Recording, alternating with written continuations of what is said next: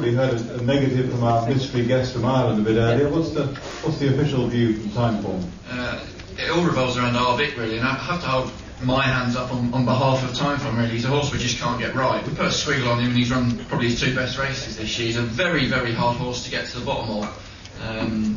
Last time out at Cheltenham, I think he just got nailed for stamina by nowhere. Too far for him. Yeah, I think it was too far for him, but you go back, I watched the video again this morning just to, enlighten myself about the Ryanair this time last year, and coming to the top of the hill, he's not doing anything for Timmy Murphy. Timmy gives him 1-2, he takes off. As soon as he looks like hitting the front, he's just not interested. I think the horse has got loads of ability. If you had to pick his ideal conditions, I think you'd pick the Ryanair at Cheltenham.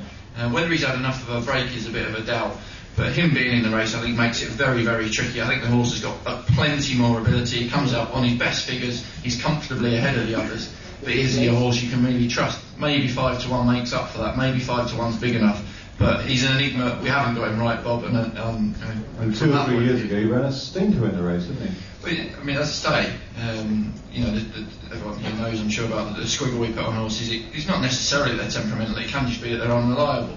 And that looked to be the case with Arvik, but he's run an absolute cracker, as good as he's ever run in Cheltenham and Corto and the King George. And I think it's just stamina that's got him last time. But really, heart of hearts, can we see him going through with it when it really matters in the heat of the festival?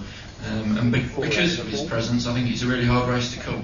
You just don't know what's going to turn up, although when we come on to the Gold Cup, of course, remember everyone is thinking Corto Star's a superstar. Some of his form you're rating through Arvik, and if you can't work out whether Arvik's any good, then of course that brings other questions to the table. But I think you were saying this morning about the races, I mean, people say he's inconsistent. In fact, he's quite, he's usually there on the money, isn't he? Arvik, well, he's a funny horse, because in this race last year, he dropped himself out and looked as though he was going to be, tailed off at one stage. And then for some peculiar reason, he picked up the bridle, which is something he never does, and he was finishing best of all behind the eventual winner. Usually he likes to front run when he's doing his best, so, I mean, you just got no idea with him, no one knows, and he's one of the very few that even Martin doesn't know, and he usually does. With all this rain forecast, and if the rain does come, I expect the couch will slag me for this. The listener? Yeah, I like the listener. If there's a better placed horse in training than the listener, I'd like to know it. Sally Allner has been, and Robert when he was around, of course, they've been mopping up these Irish chases, massive prize money on earth. The Irish haven't got a single good staying chaser. And why more of our trainers don't go over to Ireland, I do not know. This is the best place horse for me in the country, the listener. We've been winning races over in Ireland. It just would never have won over here because it would come against Corto Star and Denman all the time. Look, it stays the trip. It likes soft ground. It wasn't running too badly in the Royal and Sun Alliance chase when Andrew Thornton fell off it, even with his legs. But I think it's got a cracking chance of making all in this race if it runs. And you're at the moment this no run, no bet. So you're on a hiding to nothing. It takes 7-1. If it runs, the ground's soft, and if the ground's soft, for me, it's got a favourite's chance. So got to have the listener for me. Okay, Matt's a fan of the grey horse. What about you, Mark? I think he's a great man. I think he's been very well placed. I think the one thing is he loves Leopardstown. Again, flat track. The 2 times he's run at Cheltenham, he hasn't run very well.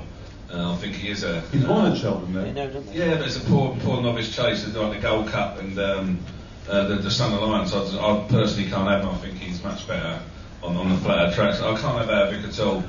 He's a bigger dog than Joe Brown. I couldn't have him a counterfeit. Last year, if you go back and watch the video, Timmy Murphy basically just gets the arse over the horses. He gives him more cracks to the whip than Frank Boff after a fucking lottery win. He turns around, he basically loses the plot with the horse. And as Matty said, he smacks him around the arse. And Kieran, I said to him yesterday, and he's going, well, do you reckon, Kieran, he just lost the hump with him, Timmy, didn't he? He just gave him a couple of bashes and he took off. I don't think it was stamina what cost him defeated Cheltenham. I don't think he wanted to win. He was happy as Larry going along behind Neptune Cologne. Well, this is a very good game. Followed the old grey piece. As soon as the grey horse collapsed, he was in front. Fucking not like this. He turned it in nowhere. I thought would live up to his name. Didn't. Coming done me.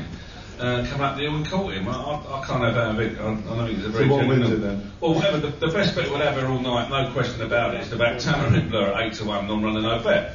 Because if he does turn up, it'd be a 3-1 shot, Gal. I mean, what price would he be? I'll pass on that, Mark. Well, you're a bookmaker, Gal. Give us some fucking clue. At the moment, he's the same price as Lantartique. Could you have that at all? No, to be honest with you. Again, Tamarind Blue had, quarter distance 4 minute 1 over 2.5. if they do decide to go for this rather than Queen Mother Champion, it's a free bet, ladies and gentlemen, because it won't be 8 to 1. That is an absolute certainty. Just sorry to completely concur. I mean, you say Lantartique the same price. We've got him a stone ahead. Tamarind Blur's a stone ahead of Lantartique. I think Couch is absolutely right. If he runs 4 to 1, simple as that. That's it. It says, non-runner, no bet, ladies and gentlemen. It's just a free bet. Help yourself. What they called in the game is a buffet bet. I used to play cricket for a team when I was a bit slim, and they called me the buffet bowler. They just used to fucking help themselves. Every ball whistled to the fucking boundary when a fat alright bloke come in. Here comes the fucking buffet bowler. How was your cricket? Fucking terrible. The 8 to 1, it will be a 4-shot. Kieran's right. Again, no runner, no bet. It's a massive advantage. You only get it once a year. A bit like me with the fucking missus. How I got 3 kids, I don't know. One of them I was at the Breeders' Cup, another one I was at Cheltenham, and the third one I was at York, has got fucking ginger hair and the milkman's out there every year. But take 8 to 1 Tamarind Blur for this race.